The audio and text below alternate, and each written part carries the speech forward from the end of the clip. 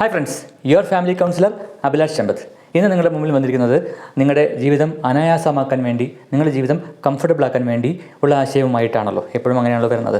ഇന്ന് നമ്മൾ കഴിഞ്ഞ എപ്പിസോഡിൽ ഡിസ്കഷൻ്റെ കണ്ടിന്യൂഷനാണ് നമ്മൾ ഇന്ന് പറയാൻ ഉദ്ദേശിക്കുന്ന കാര്യം എന്ന് പറയുന്നത്. കഴിഞ്ഞ എപ്പിസോഡ് കാണാത്തവർക്ക് ദയവായി കഴിഞ്ഞ എപ്പിസോഡ് കാണുക. അത് നമ്മുടെ മൈൻഡിനെ കുറിച്ചാണ്. ഒരു ഇൻട്രൊഡക്ഷൻ ഞാൻ തന്നിരുന്നു. എന്താണ് നമ്മുടെ മനസ്സ്, ആ മനസ്സ് എങ്ങനെയാണ്, ഈ മനസ്സ് എവിടെയാണ് എന്നെല്ലാം ഒരു ബേസിക്കലി ഞാനൊരു ഇൻട്രൊഡക്ഷൻ ഞാൻ തന്നായിരുന്നു. അപ്പോൾ ഈ മനസ്സിനെക്കുറിച്ച് നമ്മുടെ ആൾക്കാർക്ക് ഭൂരിഭാഗം അറിയില്ല എന്നുള്ളതാണ് സത്യം എന്ന് പറയുന്നത്.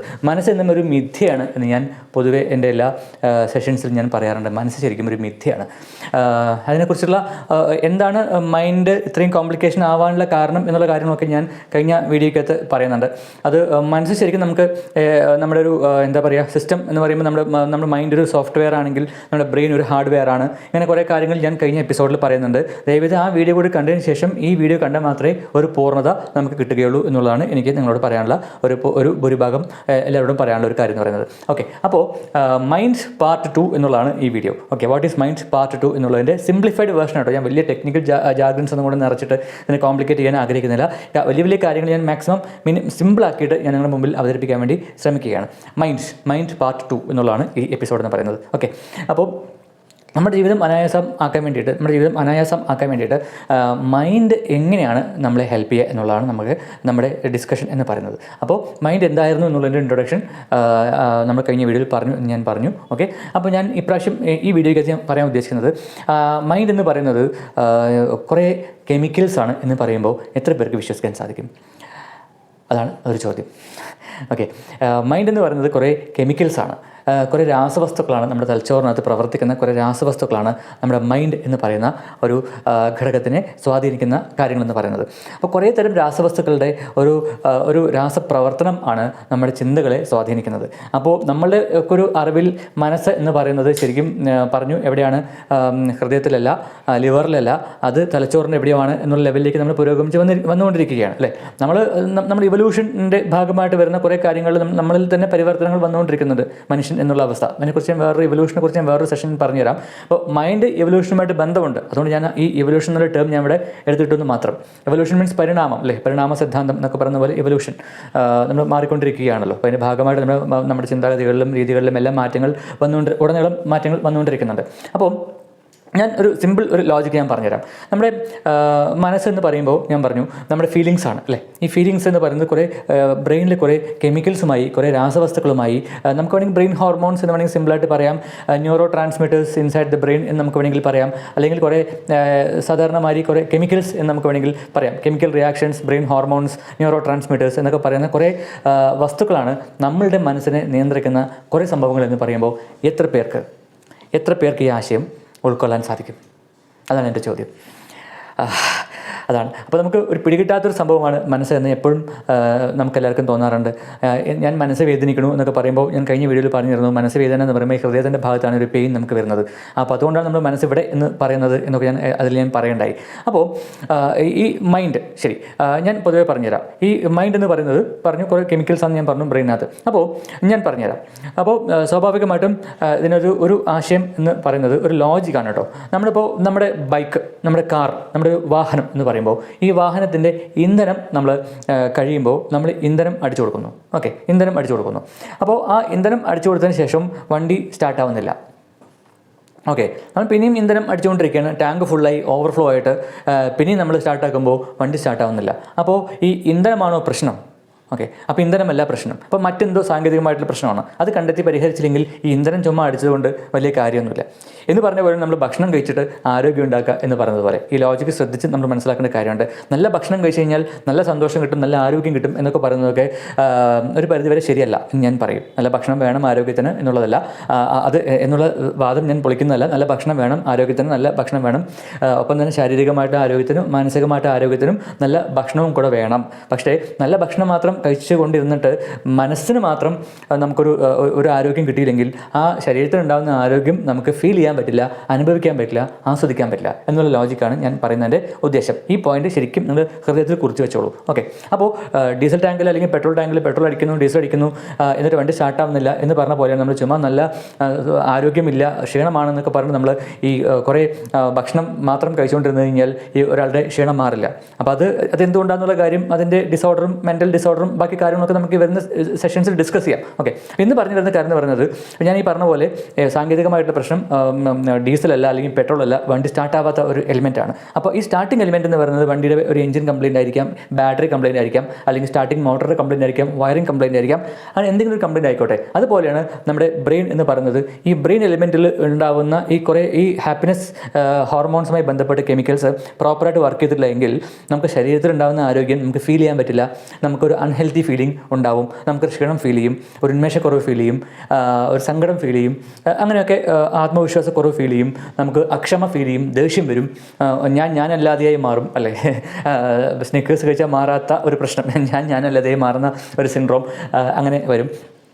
പിന്നെ ആത്മവിശ്വാസം നഷ്ടപ്പെടും, പ്രതീക്ഷ നഷ്ടപ്പെടും. ഇതെല്ലാം സംഭവിക്കുന്നത് പിന്നെ പ്രതീക്ഷ നഷ്ടപ്പെടും, സന്തോഷം നഷ്ടപ്പെടും. അങ്ങനെ ഒരുപാട് കാര്യങ്ങൾ സംഭവിക്കുന്നത് നമ്മുടെ മനസ്സ് ഡൗൺ ആകുമ്പോഴാണ് എന്ന് പലപ്പോഴും പല ആൾക്കാർക്കും അറിയില്ല എന്നുള്ളതാണ്. അപ്പോൾ ഈ മനസ്സിനെ നമ്മൾ പോസിറ്റീവാക്കി വെക്കുന്ന കുറേ ഹോർമോണുകൾ ഉണ്ടെന്ന് ഞാൻ പറഞ്ഞു.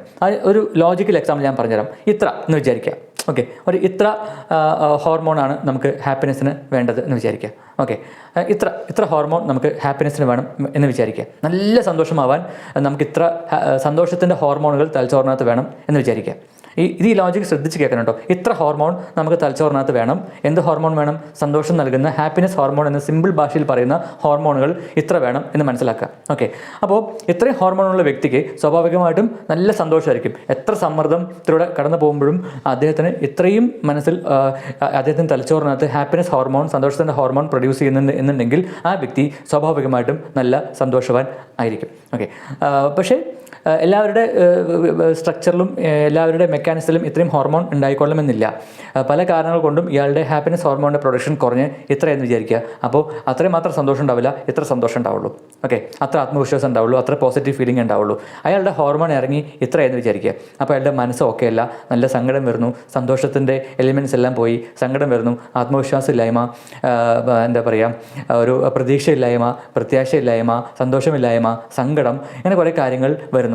ഈ ഹാപ്പിനെസ്സിൻ്റെ ഹോർമോൺ, സന്തോഷത്തിൻ്റെ ഹോർമോൺ പിന്നെയും കമ്മിയായി വളരെ കുറഞ്ഞു വരുമ്പോൾ ഈ വ്യക്തി അല്ലാതെയായി മാറും. കാരണം സന്തോഷത്തിൻ്റെ ഹോർമോൺ ഒരു തരിമ്പ് പോലും ഉണ്ടാവാത്തൊരവസ്ഥ. ഈ അവസ്ഥയിലാണ് ഒരു വ്യക്തി ആത്മഹത്യ ചെയ്യുന്നത്.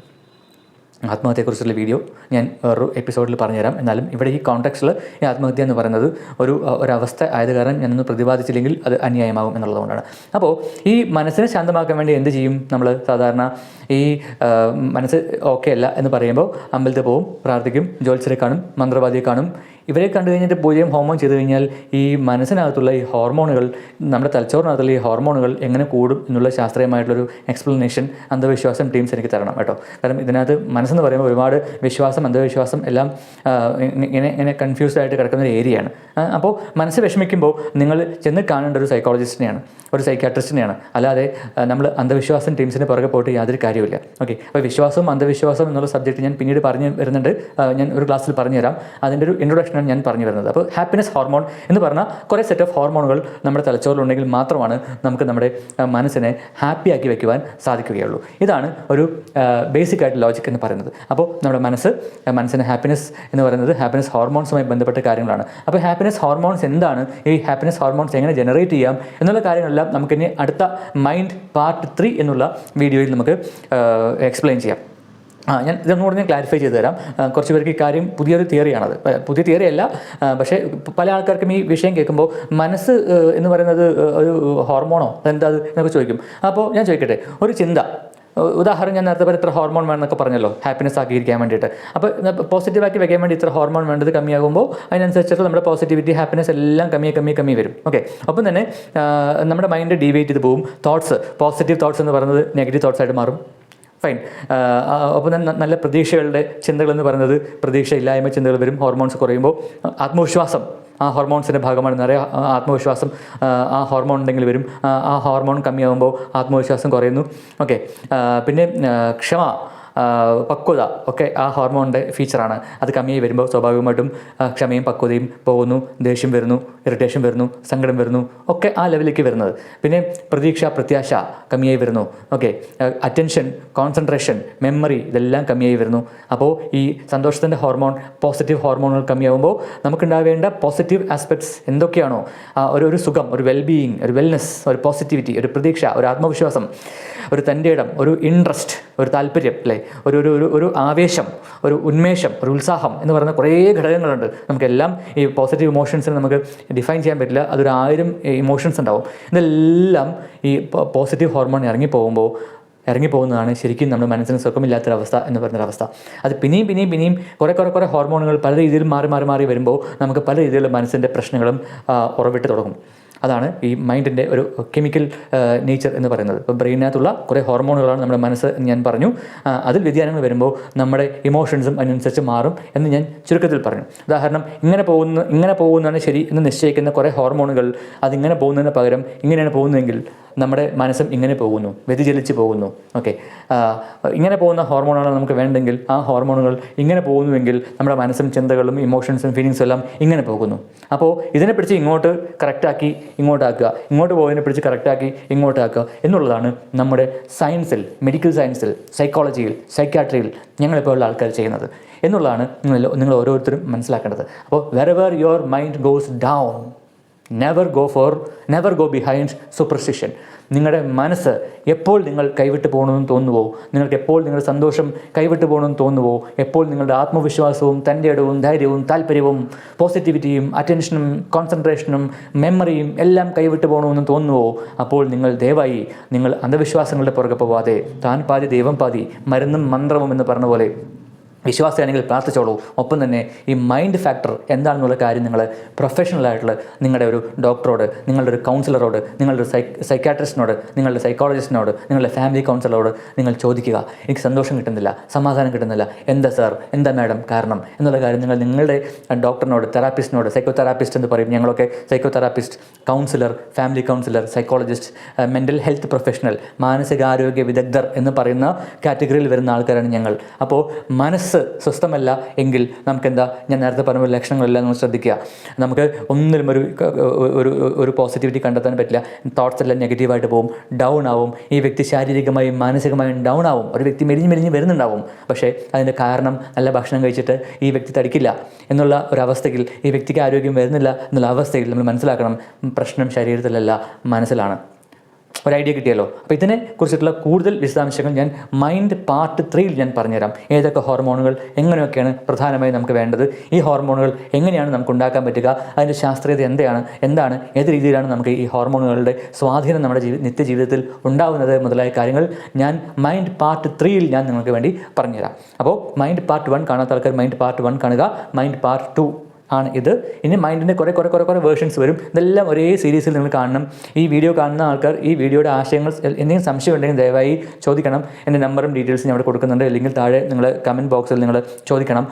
കൂടുതൽ ഡീറ്റെയിൽസ് ആവശ്യമുണ്ടെങ്കിൽ ഞാൻ ഈ ചാനൽ തന്നെ ഓപ്പൺ ചെയ്തിട്ടുള്ളത് റീസെൻ്റ്ലിയാണ്. നിങ്ങളുടെ കംഫർട്ടിന് വേണ്ടി, ലൈഫ് ഈസി ആക്കാൻ വേണ്ടി, ലൈഫ് കംഫർട്ടബിൾ ആക്കാൻ വേണ്ടിയാണ് your family counsellor Abhilash Chembath എന്നുള്ള പേരിൽ ഞാൻ ഈ യൂട്യൂബ് ചാനൽ ഞാൻ തുടങ്ങിയിരിക്കുന്നത്. അപ്പോൾ നിങ്ങളുടെ ഹെൽപ്പിന് വേണ്ടി, സന്തോഷത്തിന് വേണ്ടി, സമാധാനത്തിന് വേണ്ടി എന്ത് സഹായങ്ങളും എന്നെക്കൊണ്ട് പറ്റുന്ന കാര്യങ്ങൾ ഞാൻ നിങ്ങൾക്ക് വേണ്ടി പറഞ്ഞു തരാനും നിങ്ങളെ ഹെൽപ്പ് ചെയ്യാനും തയ്യാറാണ്. എന്തെങ്കിലും സംശയം ഉണ്ടെങ്കിൽ ഈ കൊടുക്കുന്ന കോൺടാക്ട് ഡീറ്റെയിൽസിൽ നിങ്ങൾക്ക് എന്നെ ബന്ധപ്പെടാവുന്നതാണ്. അപ്പോൾ മനസ്സിൻ്റെ പാർട്ട് 3യുമായി നമുക്ക് ഉടനെ അടുത്ത വീഡിയോയിൽ കാണുന്നവരേക്കും എല്ലാവർക്കും ഓൾ ദി ബെസ്റ്റ്.